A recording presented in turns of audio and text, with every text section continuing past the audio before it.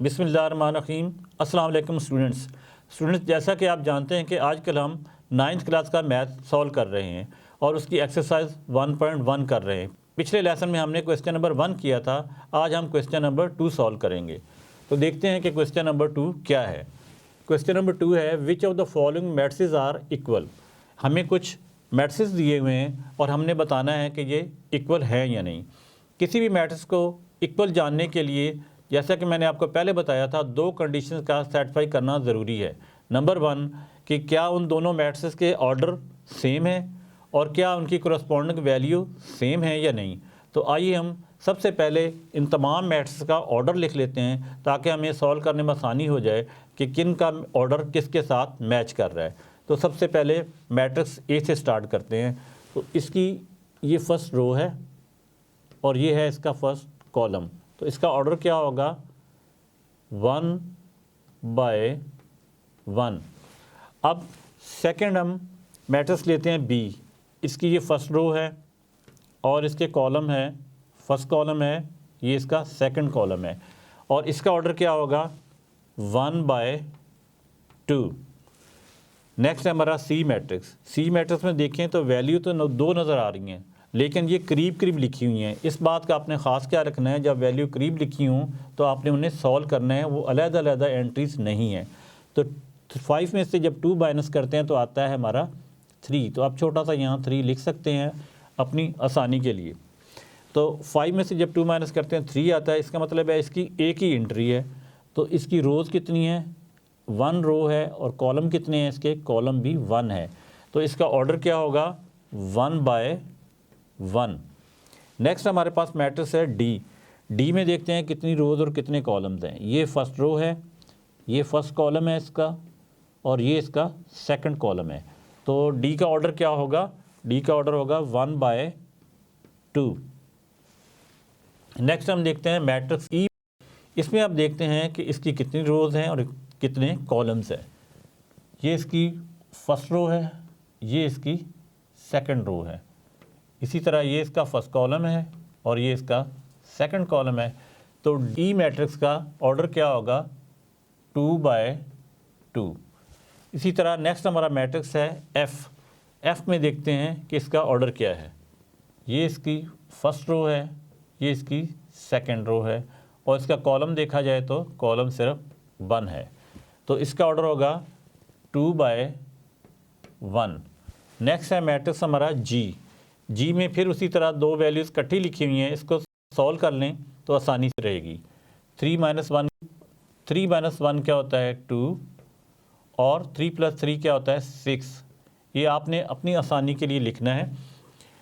इसका मतलब है इसकी रो कितनी है, ये फर्स्ट रो है, ये इसकी सेकंड रो है और इसका कॉलम 1 है क्योंकि इसमें वैल्यू क्या है 2 और 6। अब इसका ऑर्डर क्या होगा 2/1। सबसे पहले आपको पता ही है कि रो लिखी जाती हैं और फिर कॉलम्स लिखे जाते हैं। नेक्स्ट हमारे पास मैट्रिक्स है एच।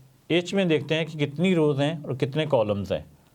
इसकी फर्स्ट रो है, ये सेकंड रो है, ये इसका फर्स्ट कॉलम है और ये इसका सेकंड कॉलम है।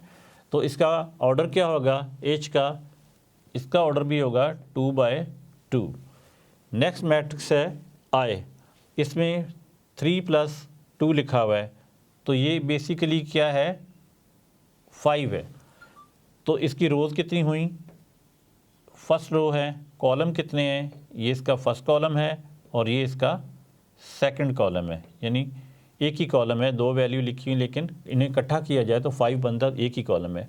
तो आई का ऑर्डर क्या होगा 1/2, यानी फर्स्ट पे आपने रो लिखनी है और सेकंड पे कॉलम लिखने हैं।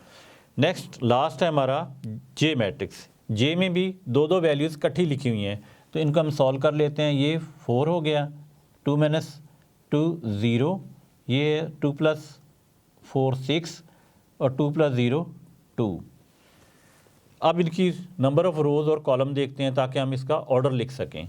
तो इसकी फर्स्ट रो है, ये इसकी सेकंड रो है, ये इसका फर्स्ट कॉलम है यानी 4 6 और ये 2 0 और 2 इसका सेकंड कॉलम है, तो इसका ऑर्डर क्या होगा 2/2।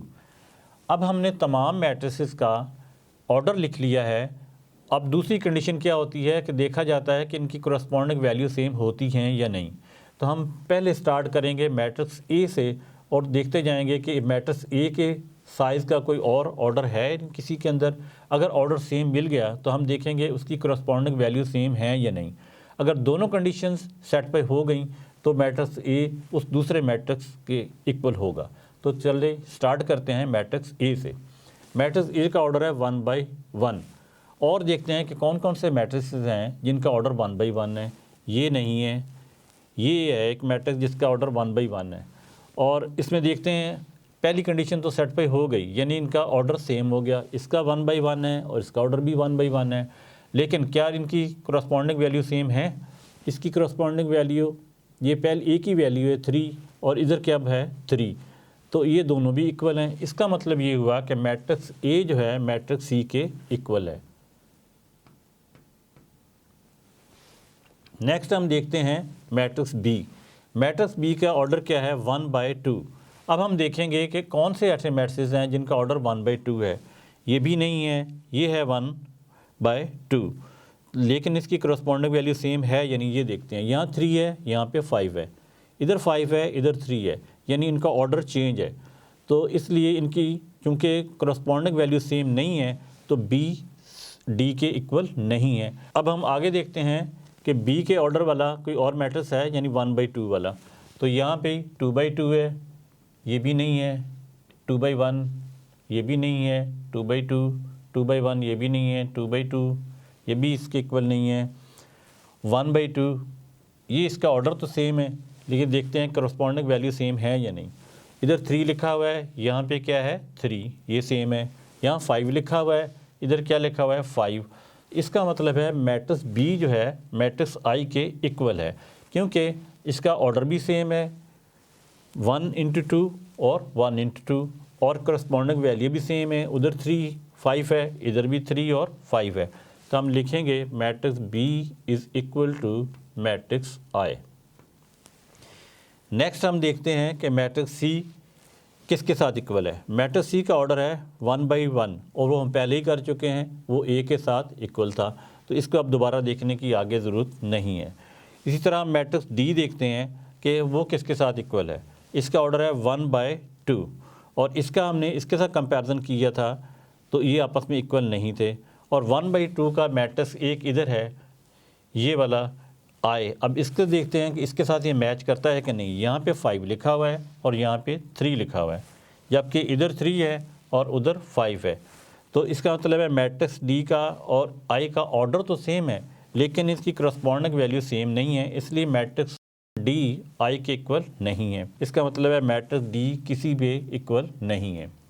नेक्स्ट हमारा मैट्रिक्स है ई। इसका ऑर्डर देखते हैं सबसे पहले 2/2। अब हमने देखना है कि 2/2 का ऑर्डर कोई है, तो 2/2 का ऑर्डर ये भी नहीं है, ये भी नहीं है, इसका ऑर्डर 2/2 है। तो पहली कंडीशन तो सेटिस्फाई हो गई कि मैट्रिक्स ई और मैट्रिक्स एच का ऑर्डर सेम है। नेक्स्ट देखते हैं कोरस्पॉन्डिंग वैल्यू सेम है या नहीं। यहाँ पे 4 है, यहाँ भी 4 है, यहाँ पे 6 है, यहाँ भी 6 है, यानी सेम प्लेसेस पे वैल्यू का सेम होना ज़रूरी है। यहाँ 0 है, इधर भी 0 है, यहाँ 2 है और यहाँ भी 2 है। इसका मतलब है मैट्रिक्स ई जो है मैट्रिक्स एच के इक्वल है। तो हम लिखेंगे matrix E is equal to H. अब हम आगे देखते हैं कि कोई और भी ऐसा मैट्रिक्स है जिसका ऑर्डर 2/2 हो और उसकी करस्पॉन्डिंग वैल्यू सेम हो। तो ये मैट्रिक्स का ऑर्डर सेम नहीं है, इस मैट्रिक्स का ऑर्डर सेम है।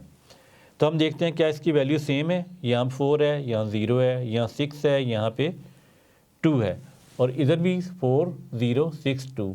इसका मतलब है कि मैट्रिक्स ई जो है मैट्रिक्स जे के भी इक्वल है। तो हम लिखेंगे एच इज़ इक्वल टू जे। अब ई जो है वो एच के भी इक्वल है और जे के भी इक्वल है। नेक्स्ट हम देखते हैं कि मैट्रिक्स एफ किसके इक्वल है। इसका ऑर्डर है 2/1 और नेक्स्ट जी है, इसका ऑर्डर भी 2/1 है। यहाँ पे है करस्पॉन्डिंग वैल्यू 2 और 6, इधर है 2 और 6। तो इसका मतलब है कि इसकी दोनों कंडीशन सेटिस्फाई हो रही हैं, ऑर्डर भी सेम है इन दोनों का और करस्पॉन्डिंग वैल्यू भी सेम है, तो एफ मैट्रिक्स जी के इक्वल है, F is equal to G. Next देखते हैं कि किसी और में ऑर्डर 2 1 है, यहाँ 2 2 है, यहाँ 1 2 है, यहाँ 2 2 है, तो इसका मतलब है मैट्रिक्स एफ सिर्फ मैट्रिक्स जी के इक्वल है। और जी हम पहले ही देख चुके हैं। अब एच है, एच को भी हम पहले देख चुके हैं और आई को भी हम पहले देख चुके हैं।